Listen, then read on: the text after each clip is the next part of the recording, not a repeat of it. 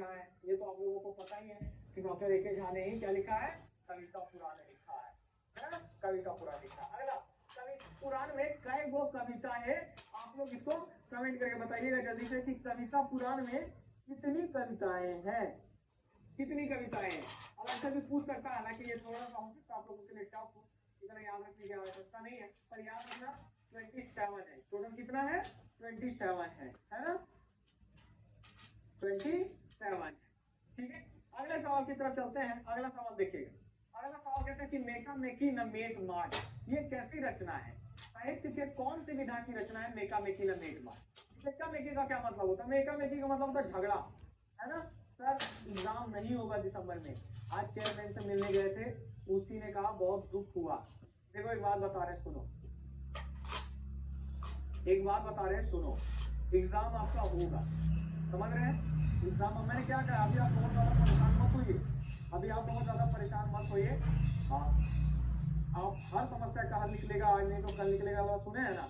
लेकिन क्या कहें, बहुत ज्यादा कहने का मन भी नहीं करता है, ठीक है ना, बहुत ज्यादा कहने का मन भी नहीं करता। और एक बात जानो, जैसे सीजीएल की तैयारी जो है ना, अब एकदम एक मैराथन हो चुकी है।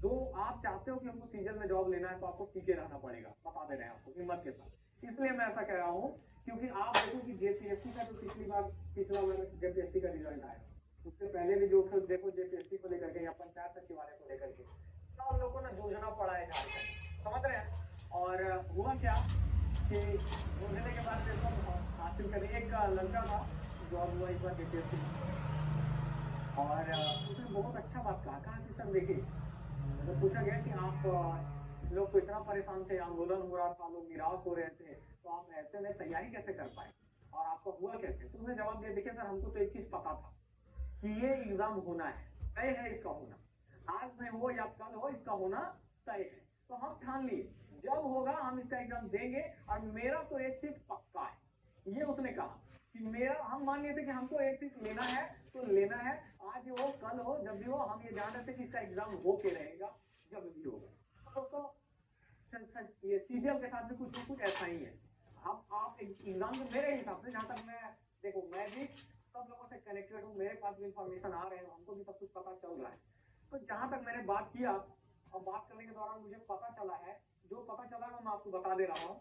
मुझे ये पता चला है कि असल परेशानी प्रशासनिक व्यवस्था पर ये है, प्रशासनिक व्यवस्था को लेकर के, क्योंकि भारी संख्या में सीजीएल का स्टूडेंट है। जेपीएससी में 2.5 लाख के संख्या में स्टूडेंट थे, और इतने स्टूडेंट को संभाल पाना भी परेशानी का कारण हो गया था। उसमें भी आप देखिए कि सीरियल वाइज रिजल्ट जारी कर दिया था, आप लोगों ने देखा था ना, ये बहुत बड़ा मुद्दा बना था जेपीएससी, पीटी को लेकर के बहुत विवाद हुआ। तो एक चीज मैं भी समझता हूँ कि थोड़ा सा अगर एक आध महीने इधर उधर हो कोई दिक्कत नहीं है, लेकिन सब कुछ फेयर तरीके से हो, कहीं कुछ गड़बड़ ना हो जाए, ऐसा ना हो कि रिजल्ट उल्टा पलटा आ जाए या पेपर में पर मतलब कहीं कुछ गड़बड़ी हो जाए, इस बात का सबसे ज्यादा डर है, समझ रहे हैं। तो तर्क भी यही दिया जा रहा है कि प्रशासनिक व्यवस्था को लेकर के, सबको संभालने को लेकर के बहुत बड़ी चिंता बन गई है, क्योंकि 8 लाख से भी अधिक स्टूडेंट हैं सीजीएल में। अब इतने बड़े स्टूडेंट्स के लिए सेंटर बनाना एक स्टेट के लिए बड़ी बात है। और दूसरी बात ये है कि जो एजेंसी हायर की गई है वो कितने जल्दी और कितने अच्छे तरीके से काम कर पाती है, ये भी देखना होगा। एजेंसी भी तो अपने साइड से बहुत कुछ बतलाती है ना, तो सब कुछ सोच समझ करके फैसला लिया जाता है। और बाकी देखो सरकार के हाथ में ही होता है सब, मगर जहां तक मैं देख पा रहा हूँ, समझ पा रहा हूँ कि एग्जाम होने के मूड में है, ये चीज आप पॉजिटिवली ले सकते हैं। भले कमेंट में आप मुझे गाली देना, पर जो इन्फॉर्मेशन मेरे तक आ रहा है वही मैं आपको डिलीवर कर रहा हूँ, और मैं पूरी कोशिश में लगा हुआ था। मैं बहुत लोगों से लगातार बात कर रहा हूँ, जिन 2 दिनों में आप देखो कि मेरा क्लास नहीं हो रहा, मैं कोशिश कर रहा था। मैं तो ये चाहता हूँ कि सरकार जितने, मैं एग्जाम डेट को लेकर के चिंतित नहीं कि कब एग्जाम होगा क्या होगा, इसको लेकर के मैं एकदम चिंतित नहीं हूँ। मेरी चिंता का अभी जो मूल कारण है वो ये है कि ये खींचे ज्यादा नहीं, मैं चाहता हूँ कि रिजल्ट बहुत जल्दी आ जाए, समझ लो। मैं चाह रहा हूँ कि रिजल्ट जो है ना आपका, ये जल्दी आ जाए, ये ना लटके।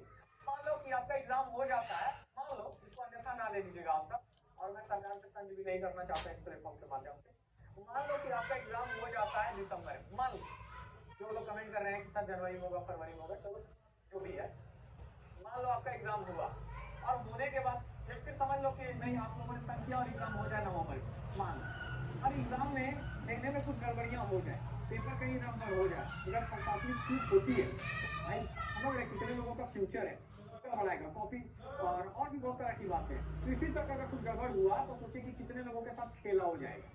अभी तो कम से कम ये उम्मीद है कि चलो 1 महीने के बाद होगा, लेकिन साफ सुथरे तरीके से एग्जाम हो जाए। मेरा चिंता है रिजल्ट को लेकर के। मैं चाहता हूँ कि रिजल्ट जल्दी से जल्दी जारी कर दिया जाए, जल्दी से जल्दी जारी कर दिया जाए। और मेरी ये चाहत थी दोस्तों कि एग्जाम अक्टूबर में हो, नवंबर में हो, जब भी हो, 31 दिसंबर 2021 की रात 12 बजे तक मेरी ये चाहत है कि 31 दिसंबर की रात 12 बजे तक रिजल्ट दे दिया जाए।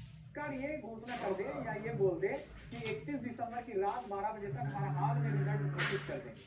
अब इतना 31 दिसंबर की रात 12 बजे तक रिजल्ट घोषित करने के लिए कब एग्जाम लिया जाए, ये जेएसएससी को डिसाइड करना चाहिए और इस अनुरूप कार्य करना चाहिए। ये मेरी चाहत थी, है ना। लेकिन ये मैं अभी कुछ भी नहीं कहूंगा जब तक मैं पूरी सारी बातों को समझ नहीं लेता, तब तक मैं कुछ भी नहीं कह सकता। ये सब कुछ आप लोगों के ऊपर निर्भर करता है, आप कैसे डिमांड करते हो, कैसे क्या करते हो, है ना। क्योंकि कई बार क्या होता है ना, लोग राजनीतिकरण कर देते हैं और अब शब्दों का इस्तेमाल करने लग जाते हैं और लोग नेता बनने के चक्कर में आ जाते हैं। लोगों को लगता है कि अब नेता बनने का मौका आ गया है और सरकार का विरोध अपना ना काम निकालने से ज्यादा सरकार का विरोध करना मकसद रखते हैं।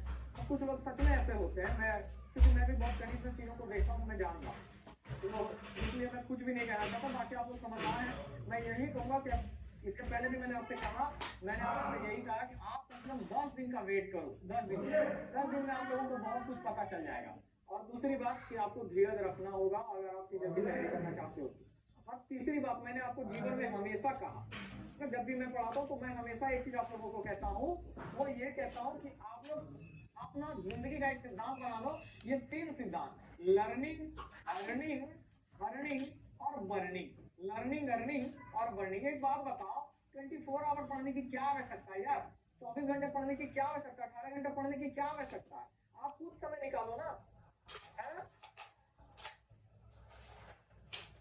ठीक है, तो आप कुछ समय निकालो और कुछ समय निकाल करके क्या करो,